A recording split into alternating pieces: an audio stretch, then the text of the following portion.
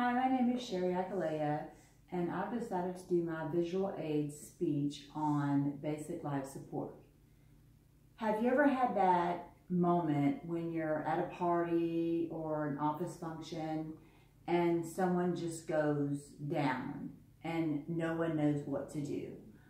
Well, I'm here today to try and give you some basic lessons on what to do if something like that does happen when you're out somewhere or you're at home or just out walking your dog.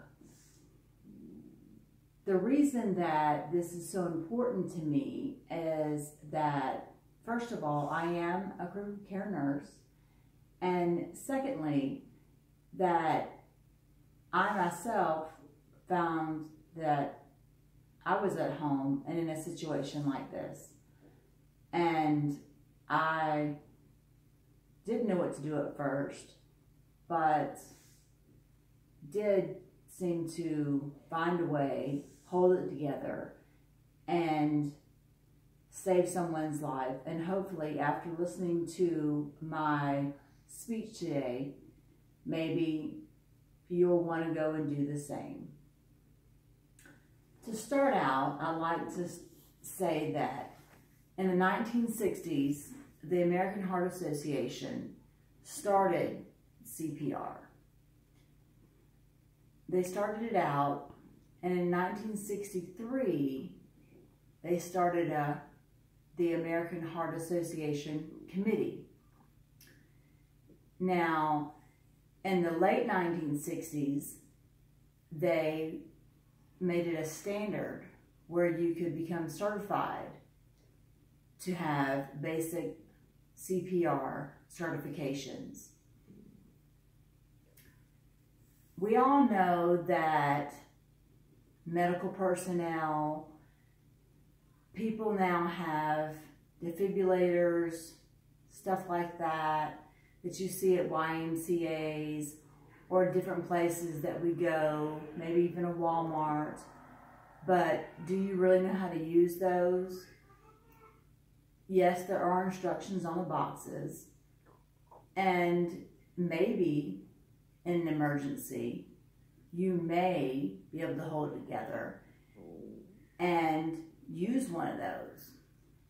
But I think that it's a really good idea that people start looking at getting certified and at least basic life support.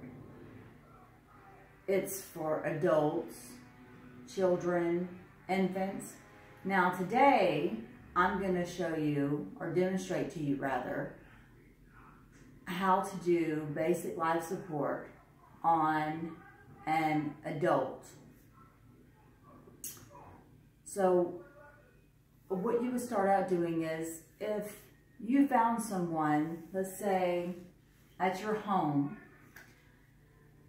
and they were unconscious, you'd go up to them and say, "Hey, are you okay?" No response. Let's just say I'm by myself. So I would go and grab my cell phone, because obviously there's no response coming from her. And I would call 911 and go ahead and get the EMS to be on their way. But besides that, I would go ahead and start, used to be years ago, ABCs, airway, breathing, circulation. Nowadays, they've changed that. It's circulation, airway, breathing. And the reason for that is because they found, the American Heart Association found, that circulation is the key. It helps to keep blood circulating to the brain and to the vital organs. So if you know nothing else about CPR, you at least know that you need to be doing compressions. And in order to do that, you can get these. And what's inside here is a pair of gloves, in case you don't know the person, or in case there's blood involved or vomit. You don't want to get anything on you. And also, there is a face shield. And that's for the airway. And so you just open it up. Doesn't seem to want to open, but we'll get there.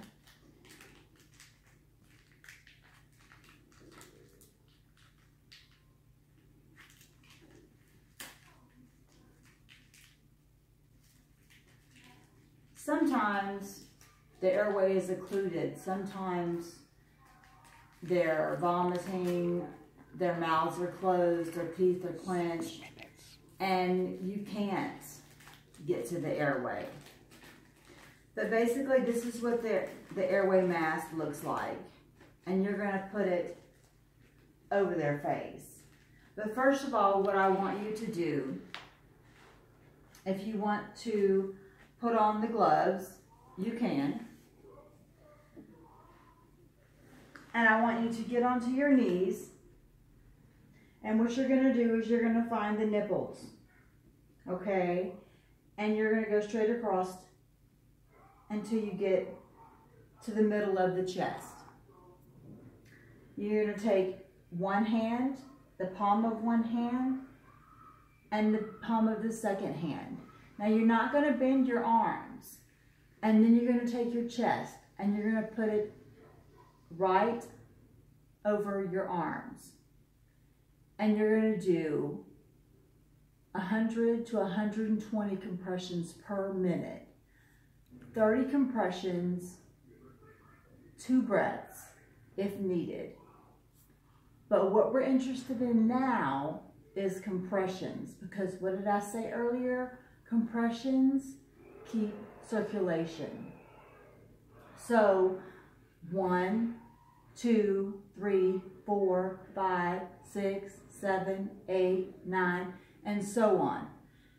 And if she needs some breaths, or if you're educated in basic life support, you can check for a pulse, her radial pulse, or her carotid pulse up by her neck. And there's also something called the head tilt chin lift, where you take her by her forehead and gently tilt her chin. And that's when you're going to use this mask, if you need it, and you're going to take a breath and watch and see if her chest rises. If it doesn't, you do another breath. If not, you'll go back to compressions. That is basic life support. You're going to continue that until the EMS arrives. Now, you'll probably be on the phone with 911. If anything, I hope that you take away with you with this today, at least maybe the thought of wanting to take a basic life support class, getting certified for your family, for your friends, or maybe even for someone that you don't even know. I know that it saved someone in my life's family, and maybe it could do the same for yours. Thank you for listening today.